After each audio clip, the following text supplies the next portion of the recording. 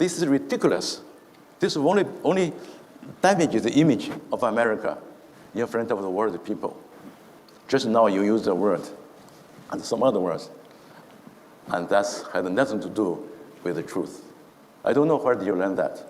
Maybe from some American biased journalists. But China will never try to be like a superpower, like the United States of America. And I hope our American friends will also know the basic or very simple principle. That is, history is the best teacher. Some American politicians have forgotten their own history. The American government does not challenge this position. This is a very important sentence in the first joint communique between our two countries. But I'm afraid, sir, have you ever read that? Have you ever read it? I suspect he has. Many politicians of America read it, but they forgot it.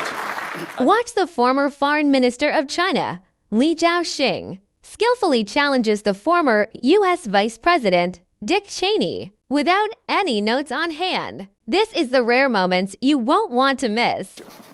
What I'd like to do, I have a friend who's used to work for me in the policy area, who's given a lot of thought to China and Asia, focused on it.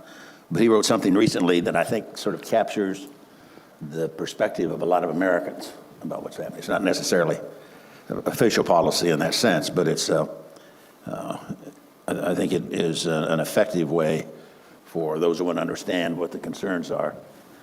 This is a fairly brief statement that I think my friend may not agree with, but it'll tell what many Americans are thinking.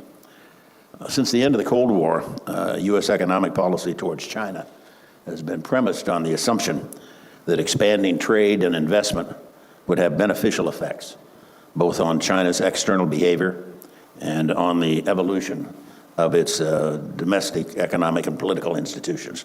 There'd be political change that would follow the economic change. That country's deepening relationship with the United States and its broader integration into the global economy would, it was hoped, give it a stake in stability and encourage it to see itself as a responsible stakeholder in the existing international system.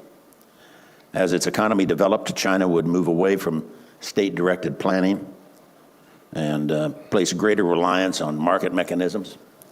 Finally, as had happened earlier in Europe and other parts of Asia, so too in China. Economic growth and the emergence of a new middle class would give rise to irresistible pressure for liberalizing political reforms.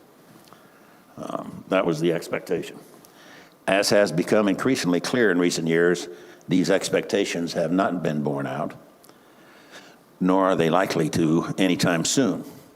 To the contrary, the prevailing trends now appear to be running strongly in the opposite direction. China has grown richer, to be sure.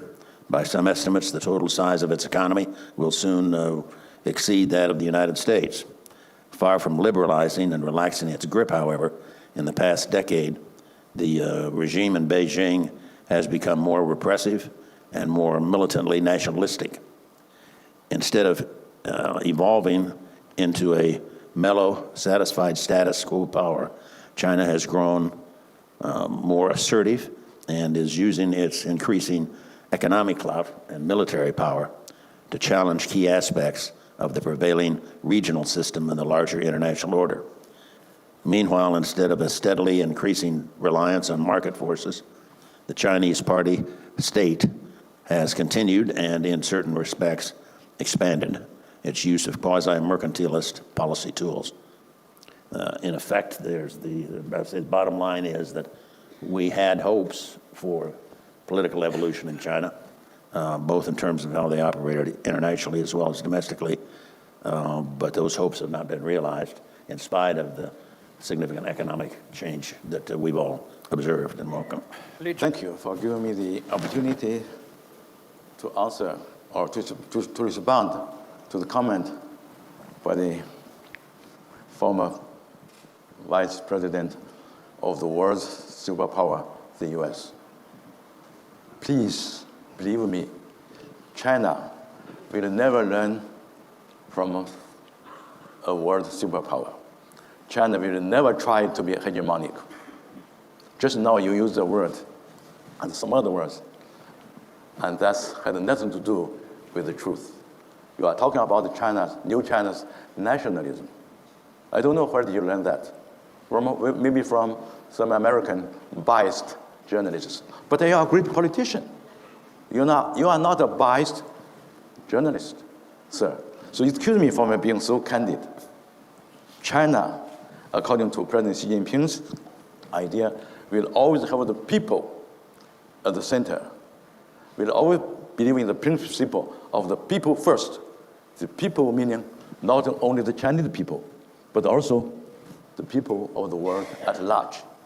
In 2013, President Xi Jinping, when paying a state visit to a neighboring country, he proposed for the first time the building of the One Belt, One Road idea. And the method of building this great idea is to learn from each other, to cooperate in the principle of peaceful coexistence, and to benefit the results of the building up of the One Belt, One Road. China will never try to be like a superpower, like the United States of America. And I hope our American friends will also know the basic or very simple principle. That is, history is the best teacher.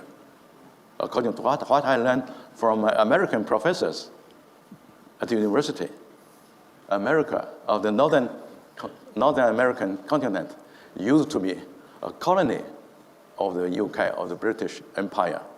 And the American people suffered a lot. That's why there was the independence war in 1776. I suppose some American politicians have forgotten their own history. Now people are talking a lot about the trade war between the US and China. They forgot about the trade war with the former rulers, the British colonialists. You forgot what happened in 1776 in Boston. You forgot about the incident of the tea pouring event. And that thing led to the independence war. And after 8 years of fighting, America came into being in 1783. So America has such a history. That's why you developed first. You developed so fast later on. In China, we have a saying, which is, I believe, a truth. That is, a child from a poor family could go far, could do a lot, could be successful.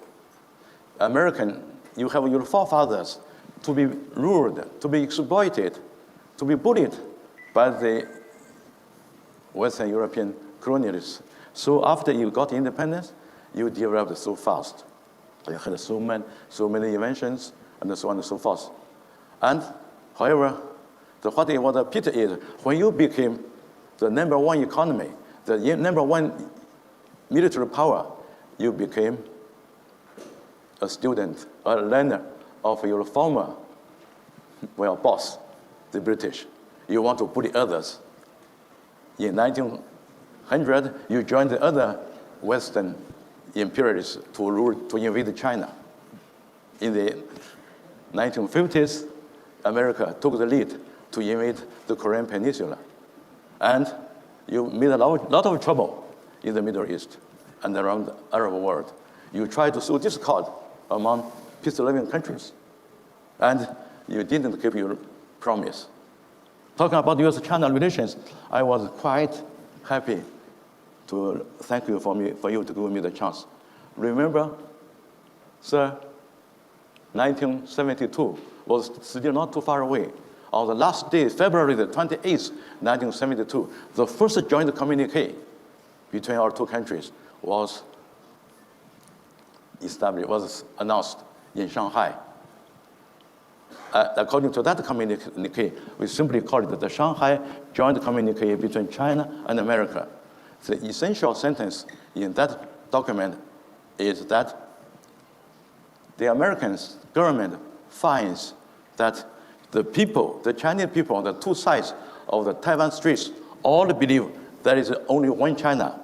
All believe that Taiwan is part of China. The American government does not challenge this position. This is a very important sentence in the first joint communique between our two countries. But I'm afraid, sir, have you ever read that? Have you ever read it? I suspect he has. Many politicians of America read it, but they forgot it. And they don't keep their promise. They betrayed their forefathers' promise. And they continued to interfere into China's internal affairs on the Taiwan question. For instance, you wanted still to sell weapons to Taiwan. For what? Is Taiwan a state, a city, a village of the United States? No, Taiwan is China's Taiwan. Just about Hong Kong too. Hong Kong is China's Hong Kong. But the European Parliament even passed a so-called, act bill to interfere, to talk at random about our Hong Kong matters. This is ridiculous. This only damages the image of America in front of the world people. So thank you for understanding me, my candidness. I want to be candid. I learned this from my American teachers and my British professors. If you want to be a good person, you have to be candid. So for the future, I only hope we remember one of the rulers of EAU told us, we have to start our future from today, not from tomorrow. I hope all the American politicians will realize the serious and the stupid mistake they already have committed, so that to do something good for the US people as well for people of other countries, including Arab countries. Indeed. Thank you. Well, as we've said, it was a candid exchange.